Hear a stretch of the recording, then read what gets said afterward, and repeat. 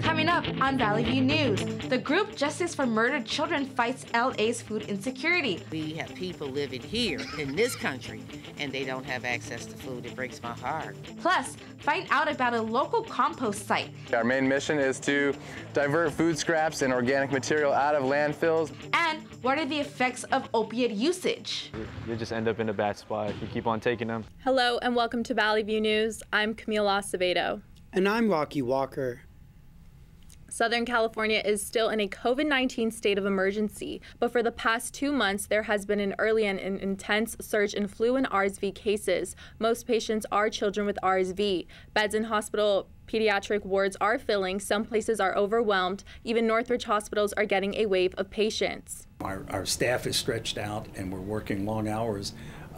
We're trying to accommodate as many patients as we can beyond what we would normally accommodate just because the parents seem to be desperate. The CDC estimates there have been 78,000 hospitalizations and 4,500 deaths this season from the flu. Nearly 20,000 Americans were admitted to the hospital with the flu last week. That's double than the week before. I've seen more cases of flu this year than I've seen in 20 years, and I've been in practice for 43 years. It's just been unbelievable. Since the virus spread earlier than normal this year, it may peak early too. RSV hospitalizations are nearing the total hospitalizations from the 2018 to 2019 cold and flu season. There isn't an RSV vaccine, but there are flu and COVID vaccines, and health officials say taking them could ease the strains on hospitals. A phase 1 study of an experimental HIV vaccine shows it creates an immune system response against the virus. Tests showed it had a favorable effect in 97% of the patients studied. So far, scientists say the experimental vaccine shows that diverse HIV strains could be recognized and maybe neutralized. More than 20 clinical trials for HIV vaccines are taking place worldwide. LA County's Public Health Director Barbara Freire says if COVID-19 cases continue to rise, mandatory indoor masking may return. She says the healthcare system is stressed and there's a need to slow transmissions. The county is moving from low to high transmission levels. There are 2,000 cases reported each week. Hospitals are getting an influx of patients as winter surge builds. Health officials recommend wearing a mask indoors and to get vaccinated. Healthcare workers in California are now eligible for retention bonuses. The state allotted $1.3 billion for bonuses aimed at people who worked in the California medical facilities from July to October of this year. To get the bonus, a worker must have been at least part-time. The California Department of Healthcare Services will hand out the bonuses. Getting the money is a two-step process. You must register through the DHCS, then apply through its portal. The deadline for applications is December 30th. Payments should start in January. Millions of Angelenos don't have reliable sources for food. Some communities are rallying to help fight hunger. Valley View's Savannah Taylor went to one neighborhood and explains. This right here. Both of them. This is one and that's one. California is one of the nation's top agriculture producers. Yet 2.5 million people in LA are affected by food insecurities. Justice for Murdered Children organized a food giveaway to help fight hunger. Founder LaWanda Hawkins says their mission is to help those in need.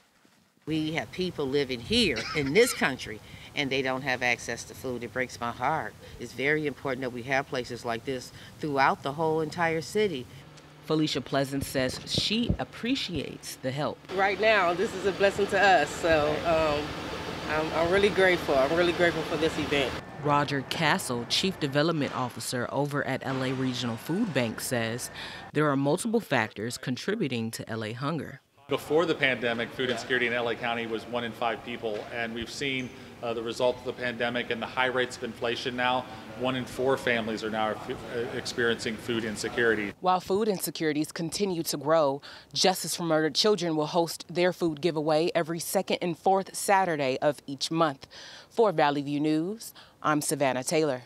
The Los Angeles City Council voted last Friday to phase out oil drilling in the city. This unanimous vote bans new oil wells and phases out existing ones within the next 20 years. The city of LA has 26 oil and gas fields and more than 5,000 oil and gas wells that will be shut down in the coming years.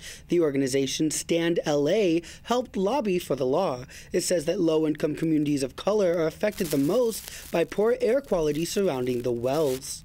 Former Long Beach Police Chief Robert Luna was sworn in as LA's next sheriff. Luna's officiation was joined by his family and police officials. Luna says he now wears the same uniform worn by deputies when they patrolled his childhood neighborhood. He promises to tackle the county's crime problems. He'll also focus on integrity, accountability, and collaboration. His victory in the year's election marks the second time in a century an incumbent lost re-election. The LA Police Department had a gun buyback to exchange firearms for gift cards. 459 firearms were collected between 8 a.m. and 1 p.m. $100 gift cards were given for handguns, shotguns, and rifles. $200 gift cards were given for ghost guns and assault weapons. It was the LAPD's 13th annual gun buyback.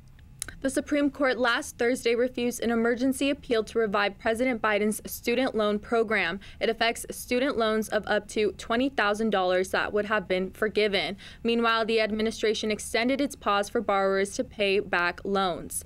The Supreme Court agreed to rule early next year on its legality. The loan forgiveness plan is based on the Higher Education Relief Opportunities for Students Act, or HEROES Act, in 2023. Many CSU campuses offer an over age 60 tuition waiver, but at California State University Northridge, it's a different story. Valley View's Jesse Barrientos reports. The CSU Over 60 Tuition Waiver Program gives senior citizens free tuition. It started in the late 1970s. Some CSU campuses offer the waiver for California residents over age 60, but California State Northridge University doesn't. 63-year-old Hoyt Smith studies at CSUN.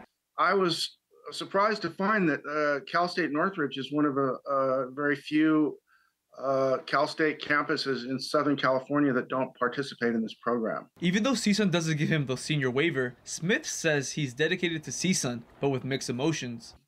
I have Matador pride. You know, I'm a Matador. I've been, going back to the 80s. But there's a little bit of shame there. Older college students have different experiences on campus. Younger students may not recognize them as students. For some seniors, it's hard to fit in with mostly late teens and 20-something-year-olds. And sometimes feeling invisible and seeing young people congregating and picking up the chatter and the buzz and the energy and feeling a little bit outside, like people not recognizing me as a student. Smith says he still hopes CSUN will participate in the over age 60 waiver program. So I think it's kind of sad that door isn't open right now. But I believe that we can open it. I believe if we knock hard enough, we knock loud enough, that I believe that door will open. The CSUN Admissions and Records Office said that there isn't any information about the waiver at the moment, but we'll reevaluate the program in the future. I'm Jesse Barrientos, reporting from Northridge, Valley View News. President Joe Biden signed a bill into law making the potential rail strike illegal. It prevents workers from walking off their jobs before the holiday season. Biden says it'll help the nation avoid an economic catastrophe. It's not an easy call, but I think we have to do it. The economy's at risk. The initial agreements negotiated by the administration were accepted by all but 4 rail unions. It guaranteed paid sick leave days. The workers and companies had until December 9th to reach an agreement before striking. The strike would have cost the economy $20 billion per day. Moore County in North Carolina announced a curfew and state of emergency after 2 power substations were damaged by gunfire. Officials say the attack was intentional. 40,000 customers lost power. On Sunday, they instilled a curfew from 9 p.m. to 5 a.m. During the outage, there were increased emergency calls, which included auto accidents. Local, state, and federal law enforcement continues to investigate who fired on the power stations. I can say this individual that done this, it was targeted. It wasn't random. Moore County had to open a shelter at its county sports complex. Nationwide and in Southern California, there's an epidemic of catalytic converter thefts. Officials say the stealing is increasing. Valley View's Andrea Gonzalez reports. There's a crisis of catalytic converter thefts in Los Angeles County. Thieves target the expensive car part for black market sales. There's no sign of slowing down. What the catalytic converter does is changes those dangerous gases into different other gases, if you will, and basically has to do with emissions. Statistics from State Farm Insurance show that in the year ending in June 2022, catalytic converter thefts grew 109% nationwide. Reportedly, more than 43,000 of the parts were stolen. When they vandalize the cars, your property is at stake, and then also your ego, comes out, and you start getting angry at trying to find a reason why these people do what they do. There are plenty of steps from keeping your car safe as to purchase cages as well as to park on your driveways. Reporting for Valley View News in Northridge, I'm Andrea Gonzalez. The Department of Homeland Security extended the Real ID enforcement deadline. The new deadline is for May 7th, 2025. After the deadline, every traveler 18 years old and older will need a Real ID compliant driver's license. They're also required to have a state-issued enhanced driver's license to fly within the country. The Secretary of Homeland Security said it's working to meet the requirements in all states and territories. The original deadline was set for May of 2023. California is seeking help from Native American tribes in Owens Valley and about how to restore and protect lands. A lot of land in the state has been altered or damaged by human activity. The state is consulting with the Big Pine Tribe in Owens Valley to get ideas about land preservation. The effort is led by the State Office of Environmental Health Hazard Assessment. Some tribal leaders say this is the first authentic consultation between a government agency and tribes. Griffith Park's iconic pony rides will shut down in the coming weeks. This comes after the rides received scrutiny and protests in recent years by animal welfare activists. They claim the horses are overworked. Last year, the Los Angeles Alliance for Animals called for a ban on commercial pony rides in the city. City council members asked for an outside equestrian expert to check on the horses' well-being, but it's unclear if these assessments occurred. The Department of Recreation and Parks confirmed its decision not to extend the pony rides contract. Police in Woodland Hills say a toddler was attacked by a coyote just hours after a warning went out. A team of volunteers went door to door warning residents about roaming coyotes. The toddler's clothing was collected for testing to match with any coyotes caught. If there are DNA matches, then the matching coyote will be euthanized. State Department of Fish and Wildlife captain says they're searching for the coyote. They say it's not the first coyote sighting in the area. Experts say most coyotes are afraid of people. They prefer to eat garbage, rodents, and pets. More to come on Valley View News. Iran shuts down its morality police unit and new sea creatures are discovered.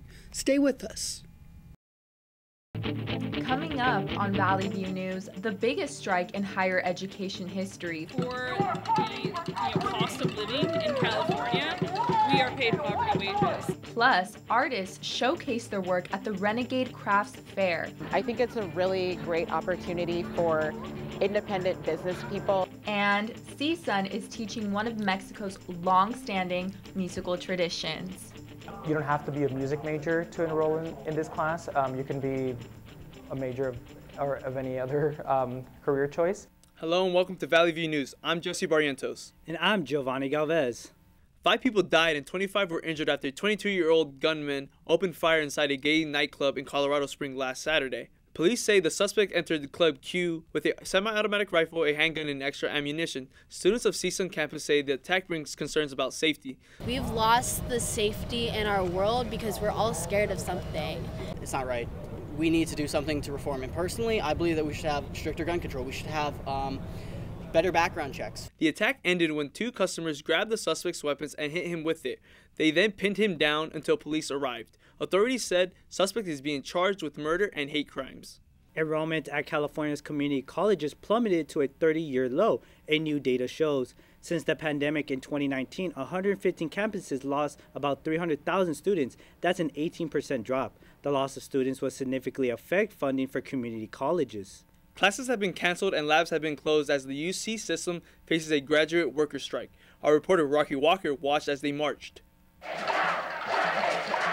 The largest strike in higher education history is currently taking place. 48,000 academic workers across the University of California system left their jobs. They're demanding better compensation. They say wages cause many UC student workers to struggle to pay rent. So over 92% of TAs at UC are rent burdened, and I'm absolutely one of them. I pay about 45% of my income on rent each month. They're demanding childcare for workers with children, fee reductions for international students, and they're pushing for transportation support. They want graduate workers' salaries raised from $24,000 a year to $54,000, and postdoctoral workers want yearly salaries of $70,000.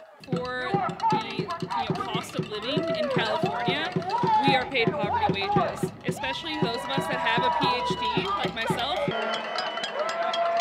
Postdoctoral scholars, academic researchers, graduate student researchers, and academic student employees make up the strike. The United Auto Workers Union represents them. Many UC undergrads joined the picket line in solidarity. They're my teachers, so their working conditions are my learning conditions. So if their working conditions are really difficult and they're overworked and underpaid, that means my learning conditions are suffering as well. The UC system offered a 7% pay raise. They stand by this raise, calling it fair and generous. Union officials say it still isn't enough. The UC strike took months to organize, and organizers state there's no end in sight until all 4 bargaining points reach a resolution. Reporting for Valley View News, I'm Rocky Walker. The Supreme Court will reconsider its past decision on affirmative action. The court will review 2 cases from Harvard and the University of North Carolina to decide if affirmative action cases will be overturned. The decision is expected in June. Public and private universities have sought ways to increase diversity without directly taking race into account. Data from the University of California's incoming 2022 freshman class shows improvement in diversity. However, the diversity still remains lower than the state's overall demographic profile. One person was fatally shot and another injured in a shooting at the University of New Mexico last Saturday. Officials say the shooter was a student from New Mexico State. The victim was from the University of New Mexico. The shooting happened on campus just hours before a men's basketball game. The schools are basketball rivals. The game had to be postponed. Police didn't immediately release the victims' names. So far, no charges have been filed. Some students at the University of Virginia think there's a lack of awareness about campus safety. Recently, 3 student athletes were shot and killed on campus. Some students say they're not surprised by recent killings on college campuses. Many university police departments offer active shooter training for students and staff.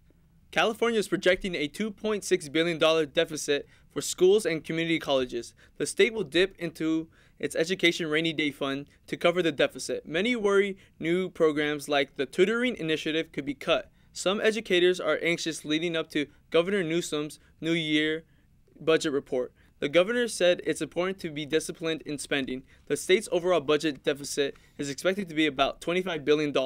The Senate Judiciary Committee is looking into allegations that a former anti-abortion leader got word of a 2014 Supreme Court decision involving healthcare coverage of contraceptions before the decision was made public. Conservative Christian Rob Schenck claims he learned of the outcome of the 2014 case before the decision was announced. The Times reported Schenck said the leak came from a donor to his organization, Gail Wright. Wright denies obtaining and sharing information. Georgia officials asked a court on last Friday to immediately block a judge ruling striking down the state's abortion ban. The ruling allows abortions to be performed beyond 6 weeks of pregnancy. A Fulton County judge ruled that 2 key parts of the rule are unconstitutional and the laws can't be enforced. The state passed the ban before the Supreme Court's decision in overturning Roe v. Wade.